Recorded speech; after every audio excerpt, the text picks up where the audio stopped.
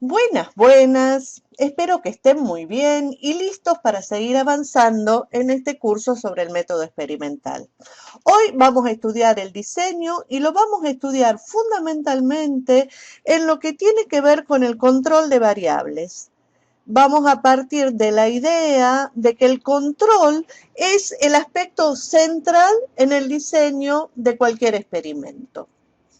¿Qué es un diseño? Un diseño es un plan estructurado o estrategia que se adopta para el estudio de investigación de un fenómeno en función de unos ciertos objetivos que están planteados a partir de un problema o de una pregunta y en función también de consideraciones prácticas y lógicas. El diseño experimental es un modo particular de diseño que prevé la variación de algunas variables y la constancia de otras.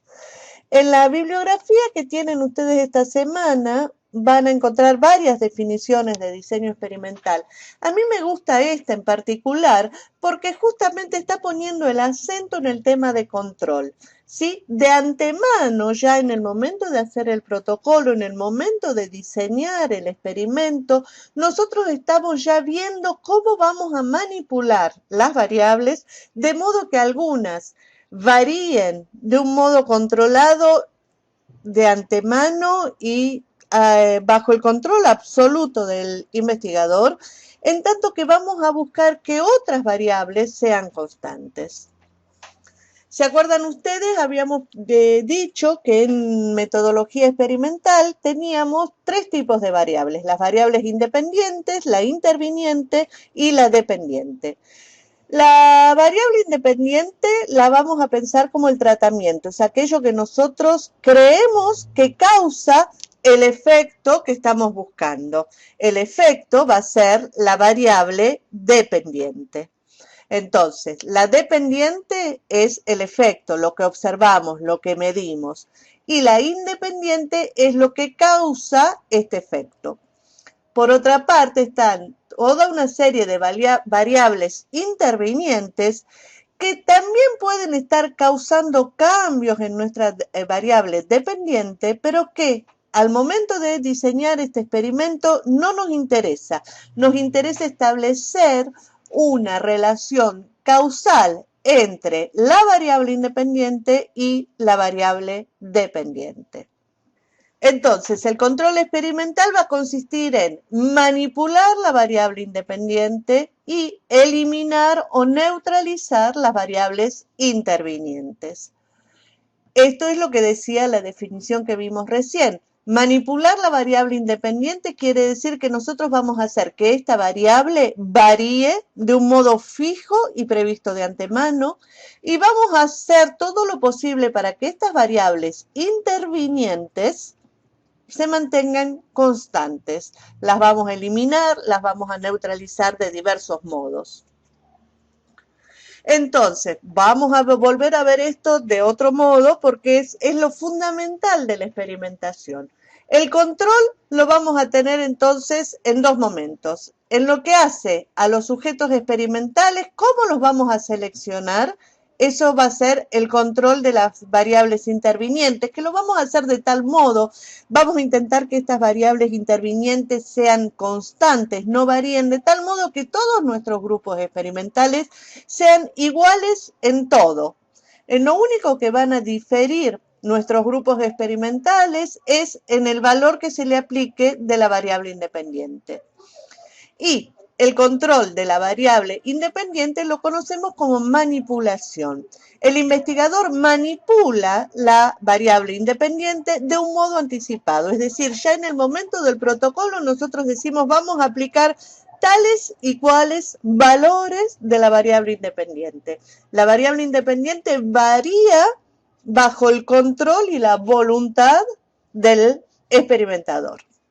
La lógica detrás del método experimental es que tenemos dos grupos, el grupo 1 y el grupo 2, que son iguales en todo. Lo que hacemos entonces acá, esta rayita de líneas está indicando que aplicamos un tratamiento solamente al grupo 1. Si nosotros encontramos que después del tratamiento al grupo 1, el grupo 1 difiere del grupo 2 cuando antes de aplicar el tratamiento eran iguales, podemos establecer entonces que hay una relación causal entre ese tratamiento o variable independiente y nuestra variable de observación de estudio que llamamos variable dependiente. Esta es la situación más sencilla posible. Como ustedes supongo que ya saben, a este grupo, el grupo 1 al que le vamos a aplicar el tratamiento, se lo suele llamar grupo experimental y al grupo 2 se lo llama grupo control. Es importante entonces que tengan esto clarísimo, porque la posibilidad de establecer causalidad, una relación causal entre la variable independiente y la variable dependiente, es partir de una situación en que tenemos dos grupos que son iguales en todo lo que es importante con respecto a nuestra variable dependiente. Entonces, si después del tratamiento al grupo 1, el grupo 1 resulta diferente del grupo 2, podemos establecer esa relación causal. Acá les traía como ejemplo para ver todo esto a Louis Pasteur. Louis Pasteur fue un químico francés del siglo XIX.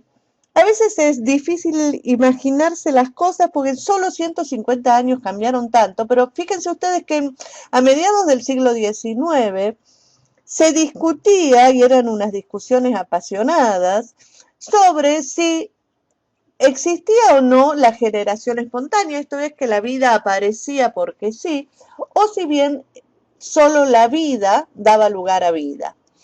Es extraño pensar que hace tan poco tiempo esto se discutiera, pero bueno, era una discusión muy importante en la época de Louis Pasteur, y Louis Pasteur es el que definitivamente le da un golpe mortal, tira por tierra para siempre la idea de que pudiera existir generación espontánea. Lo que él hace fundamentalmente es un experimento muy sencillo. Él ponía caldo de carne en un matraz, ¿sí? Lo hervía de modo que no pudiera quedar ningún rastro de vida en ese caldo y luego también con fuego lo que hacía era estirar el cuello del matraz y hacerlo así como un cuello de cisne con varias curvas. Y entonces si él tenía de este modo el matraz con el cuellito en curva así para arriba, demostraba que no se podría, no aparecían moscas, no aparecían larvas, no aparecía ningún animal. Cuando rompía el cuello de la matriz o el cuello de la matraz o ponía el matraz inclinado, de modo que los microorganismos pudieran entrar, porque acá no podían entrar porque se empezaban a acumular acá. Cuando rompo esto, los microorganismos pueden entrar al matraz y terminan contaminando el caldo que se llena de larvas, gusanos y demás. Louis Pasteur hace varios experimentos, pone el matraz de costado, lo ponía al aire libre, lo dejaba dentro del laboratorio, lo ponía en varias partes, en un cajón, hace muchos experimentos, pero la idea detrás de todos estos experimentos es el mismo. Si yo mantengo dos matraces con el mismo caldo, ¿sí? Y a uno lo dejo en esta situación en la cual no puede, solo entra aire, pero los microorganismos, la tierra, todo queda acá en esta parte del cuello. Y el otro lo mantengo al mismo tiempo, en la misma condición, y luego le abro el cuello a un matraz y al otro no, y solamente en este tengo microorganismos, puedo demostrar que realmente aquí son los microorganismos que han entrado, han puesto huevos en el caldo y de este modo aparecen larvas, que no es por generación espontánea. Una anécdota que viene al caso acá es que Louis Pasteur, cuando publica los resultados de estos experimentos, es el primero que organiza el relato de sus experimentos con el esquema que conocemos ahora nosotros para cualquier paper, el famoso esquema IMRD. hace una introducción, describe detalladamente la sección de material y métodos, describe los resultados y luego los discute. Desde la época de Pasteur y a partir de Pasteur tenemos este esquema para publicar y presentar nuestros resultados. Bien, entonces, si teníamos dos grupos que eran iguales en todos, las diferencias observadas entre las medidas de los grupos en las variables dependientes se deben única y exclusivamente a los cambios producidos en las variables manipuladas o independientes. Esta es la lógica detrás de la experimentación y es la razón por la cual los experimentos son los únicos que nos permiten establecer relaciones causales entre dos variables, ¿sí? La independiente y la dependiente. Aquí volvemos entonces a este tema, la varianza y el control. ¿Cómo vamos a controlar la varianza para que el grupo 1 y el grupo 2 sean iguales? Porque fíjense, supónganse que estamos haciendo una investigación sobre el aprendizaje y no prestamos suficiente atención a cómo estamos conformando los grupos y nos queda, en el grupo 1 nos quedan todos los cerebros y en el grupo 2 nos quedan todos los pinky, ¿sí? Allí tenemos un punto de partida que ya está contaminado. Tenemos que controlar los dos grupos de modo que las capacidades de aprendizaje sean iguales en los dos grupos. ¿Qué es la varianza? La varianza es una palabra difícil que usan los estadísticos para hablar de variabilidad. Aquí tienen ustedes la famosa campana de Gauss o curva de Gauss, ¿sí? Que es un modelo de cómo se distribuyen algunas variables. Tenemos en la X el coeficiente intelectual y en el eje de las Y tenemos un porcentaje o frecuencia de cada uno de estos coeficientes en la población. Importa poco si ponen porcentaje acá, fundamentalmente lo que estamos graficando es cómo se distribuyen las frecuencias para cada uno de los coeficientes intelectuales, ¿sí? Entonces, acá en el medio, en el pico de la curva, suele estar la media, el promedio.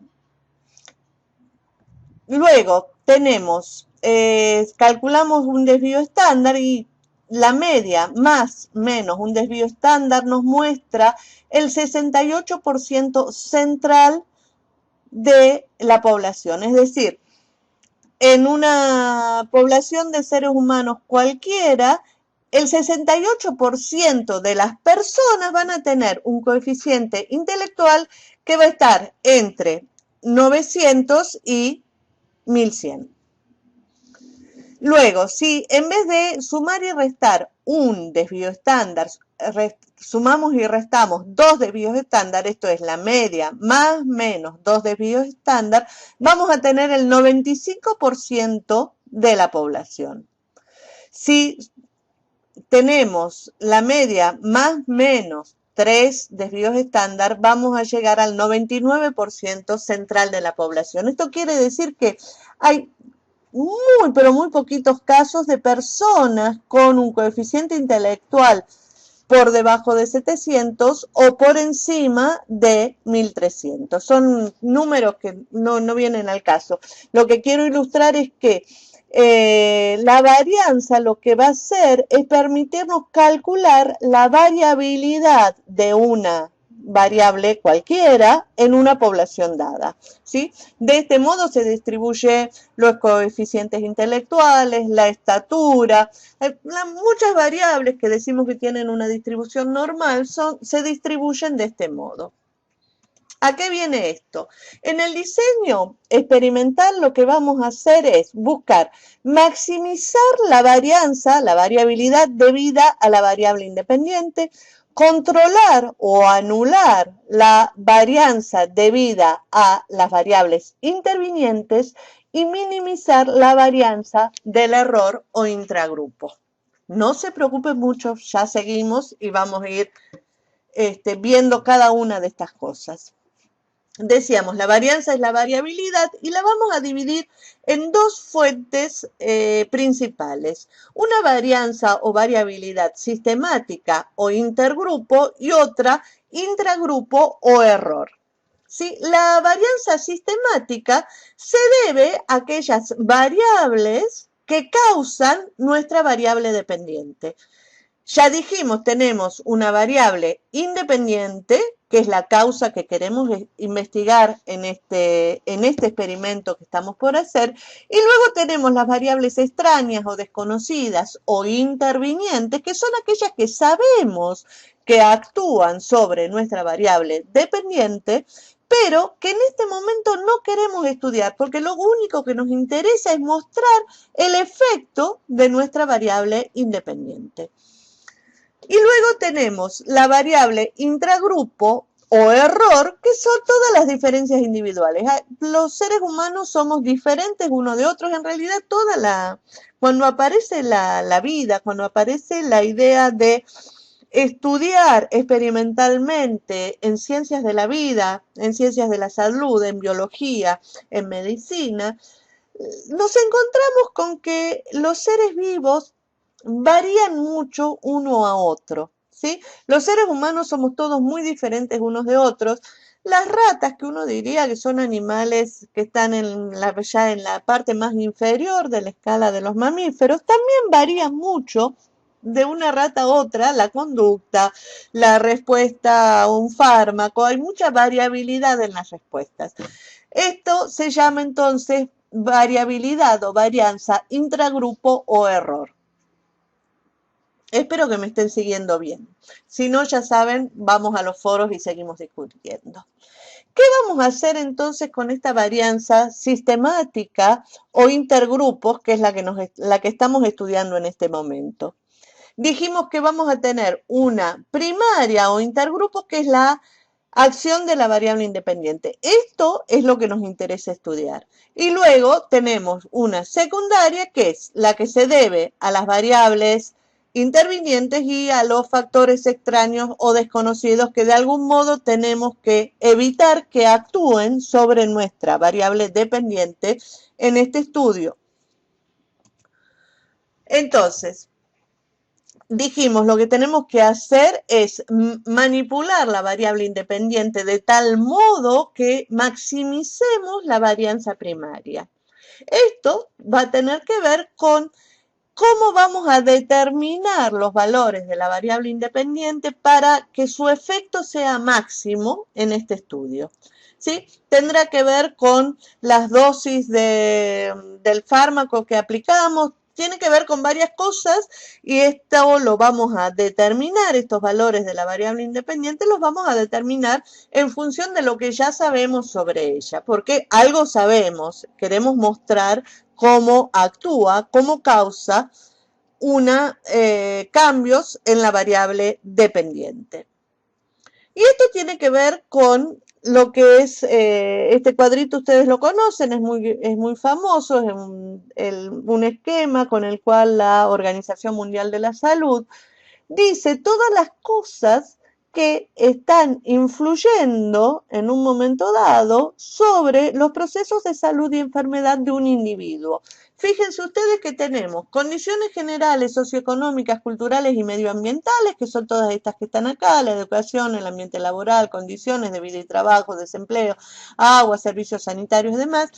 Tenemos todo lo que tiene que ver con redes sociales y comunitarias, o sea, la gente reacciona diferente según si tiene una red social que lo apoye o no.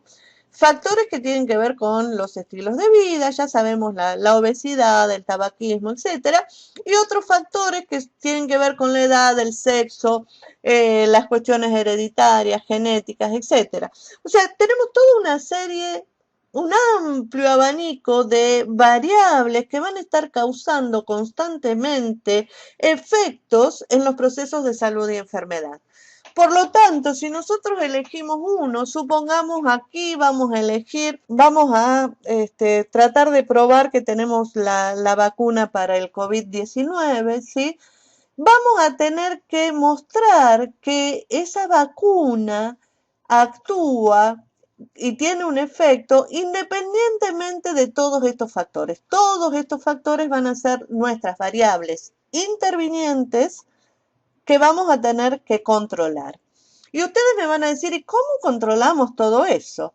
Bueno, tenemos diversas formas de controlar estas variables intervinientes. La más utilizada y la más fácil es la aleatorización. Si yo tomo al azar de una población un grupo grande de personas y los asigno al azar, los voy poniendo en un grupo u otro también al azar, lo más probable es que todas estas variables que varían aleatoriamente también se eliminen, digamos, o se anulen unas a otras en los dos grupos porque justamente los dos grupos van a tener la misma cantidad de gente muy inteligente y muy tonta, la misma cantidad de gente con y sin apoyo social, etc. Para esto, generalmente necesitamos hacer grupos muy grandes. Otra forma es aparear a los sujetos. Esto lo podemos hacer de distintos modos. Podemos decir, bueno, voy a comparar el sujeto del grupo 1 con un coeficiente intelectual de 100 con el sujeto del grupo 2 que tiene un coeficiente intelectual de 100. ¿Sí? De ese modo vamos apareando. Otro modo de apareamiento muy utilizado es que cada sujeto sea su propio control. Entonces, medimos la variable antes, la variable dependiente la medimos antes y después de aplicar la variable independiente. Tenemos acá, podemos controlar los errores progresivos. Por ejemplo, si estamos tomando la misma prueba varias veces, porque tenemos que hacer varios ensayos, tenemos que ver cómo influye la repetición de la tarea que estamos haciendo en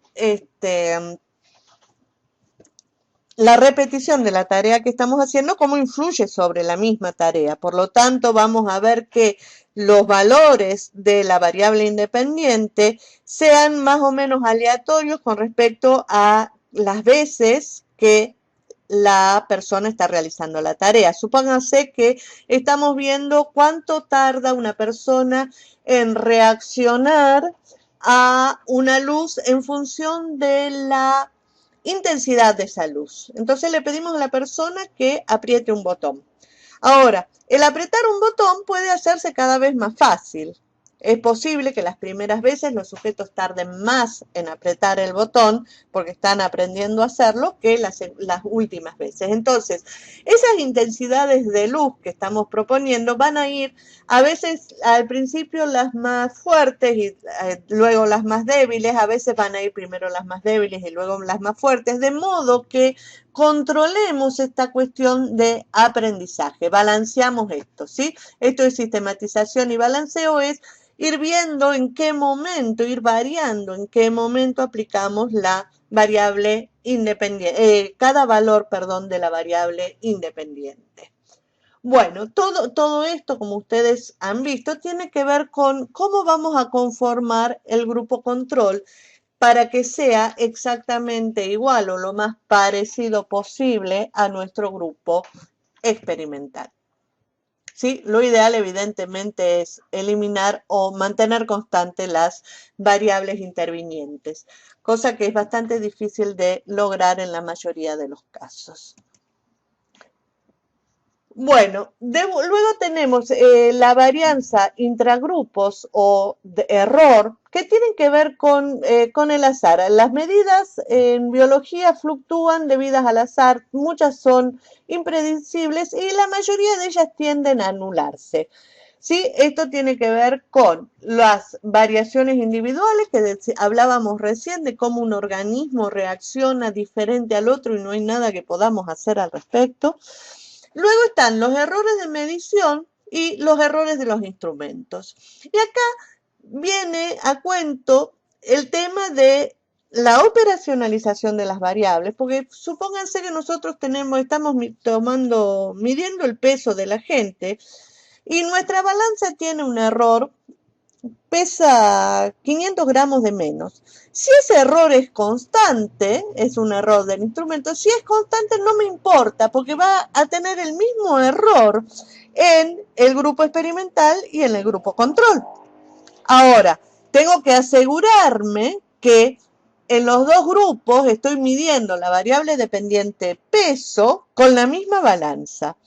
Del mismo modo, los errores en medición pueden tener que ver con los instrumentos, pero tienen que ver también con la persona que hace la medición.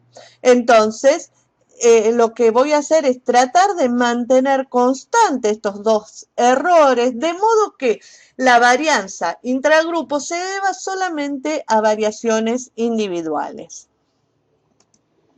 Bueno, bueno, esto ya lo dije, el control de la varianza intragrupo entonces tiene que ver con diferencias individuales, con los instrumentos, con los registros y con el experimentador. Los registros, el error por los registros va a aumentar a medida que aumente la cantidad de experimentadores.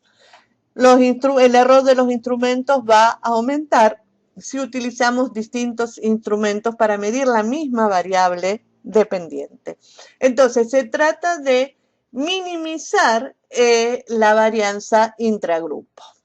La variabilidad en la variable dependiente, entonces, ¿a qué se debe? Se debe a factores del sujeto como edad, salud, antecedentes, estado general del organismo, aspectos psicológicos, sociales, culturales, todas ese abanico de factores que influyen en cómo actúa o reacciona un organismo en un determinado momento. Hay factores ambientales que también pueden estar influyendo en cómo es la respuesta del organismo que estamos estudiando, la temperatura, la hora del día, ¿sí? No es lo mismo hacer un experimento sobre memoria justo al mediodía cuando la gente está con hambre que hacerlo a la mañana después de desayunar, ¿sí? No es lo mismo si la temperatura en el ambiente que estamos trabajando es una temperatura agradable o si hace muchísimo calor o muchísimo frío. En fin, las cuestiones ambientales pueden estar alterando la respuesta de nuestros sujetos de experimentación y por lo tanto tendremos que tratar de mantenerlas constantes o fijarnos de que estén balanceadas de un grupo a otro. Y luego también tenemos una cuestión de la situación experimental. Esto es relevante, tiene mucha importancia cuando nuestros sujetos son humanos, ¿sí? Hay influencias sobre la variable dependiente que tienen que ver con las instrucciones que les damos a los sujetos, con las expectativas que tiene el sujeto con respecto a la situación experimental. Hay a veces en los que el experimentador mismo, ¿sí?, está actuando como un factor extraño o perturbador de nuestra variable dependiente. Está mostrado que si tenemos el experimentador es un muchacho muy bonito, muy churro, las chicas van a actuar distinto que si el experimentador es una mujer vieja y amargada, ¿sí? Y bueno, por supuesto, en la situación experimental también tenemos que tener en cuenta los procedimientos y los sistemas de medida. Es decir, todas estas cosas son las que tenemos que tener en cuenta para ver de disminuir, minimizar la variabilidad de la variable dependiente de tal modo de que nos aseguremos que realmente los cambios que observamos se deben a la acción de nuestra variable independiente. Bueno, esta es la variable sistemática, ¿sí? Tenemos acá tres grupos, vamos a suponer que hemos aplicado tres valores de nuestra variable independiente. Tenemos, por ejemplo, en azul vamos a tener el grupo control que no recibió ningún tratamiento. En amarillo tenemos el grupo experimental que recibió una dosis pequeña del fármaco que estamos estudiando y el verde ha recibido una dosis un poco más alta del mismo fármaco. Entonces vemos cómo las frecuencias, el promedio de cada uno de estos grupos el promedio en la respuesta que estamos estudiando, es decir, en nuestra variable dependiente, se va corriendo, ¿sí? Entonces, aquí podemos decir, si estamos seguros que todo lo demás es igual, podemos decir que esta diferencia en los promedios se debe a la acción de nuestra variable independiente.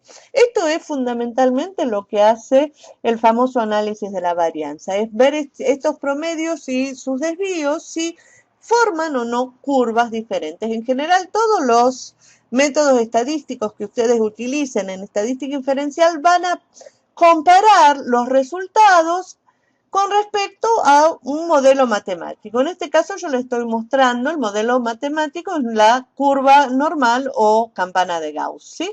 Bien, entonces el control experimental, habíamos dicho, tiene que ver con manipular la variable independiente y eliminar o neutralizar las variables intervinientes, ¿sí? Esto es lo que tiene que quedar como clarísimo.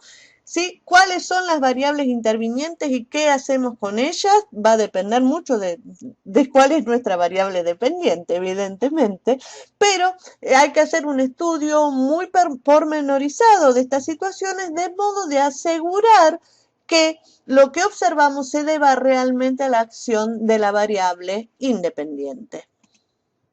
Bueno. Para terminar entonces brevemente este tema del diseño experimental, vamos a decir, lo que estamos buscando es recoger datos para poner a prueba una hipótesis.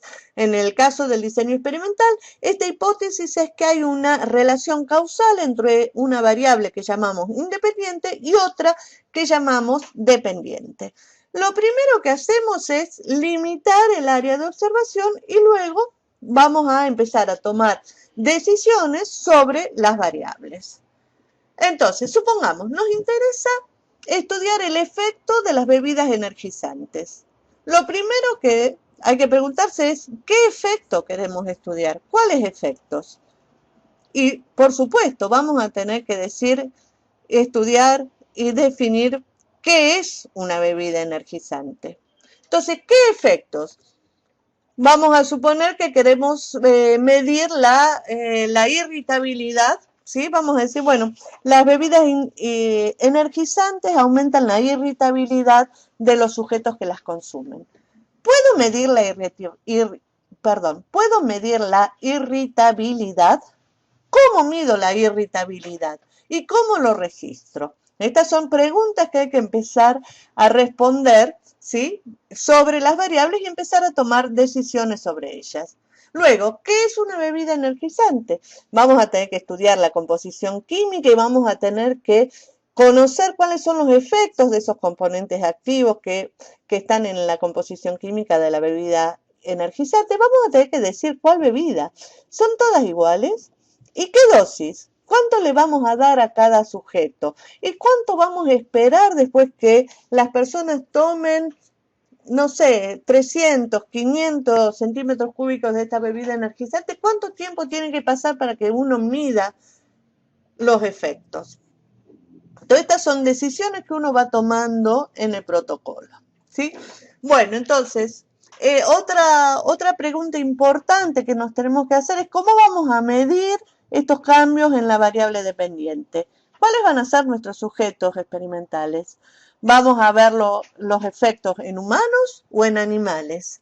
Y de aquí en más se abre una serie de abanicos, por supuesto. Hay cosas que podemos estudiar en los humanos como los efectos emocionales de una bebida energizante, porque los humanos nos van a poder decir, ay, me siento, estoy enojado, estoy angustiado. Hay cosas a las que solo tenemos acceso por informe verbal de los sujetos. O podemos ir a animales con los cuales no tenemos el informe verbal. Los animales no nos pueden decir cómo se sienten, pero nosotros tenemos menos restricciones éticas cuando trabajamos con animales que cuando trabajamos con seres humanos. En general, si nos interesa medir efectos de alguna droga o algún componente químico, vamos a tratar primero en animales, porque bueno, si se mueren 1 o 2 ratas no pasa nada, pero si hacemos una cosa así con seres humanos vamos vamos presos directamente. Bueno, esto es todo lo que les quería decir hoy. Espero haber sido clara. La bibliografía también está muy clarita y nos vemos en la próxima y entre tanto los leo en los foros. Hasta luego.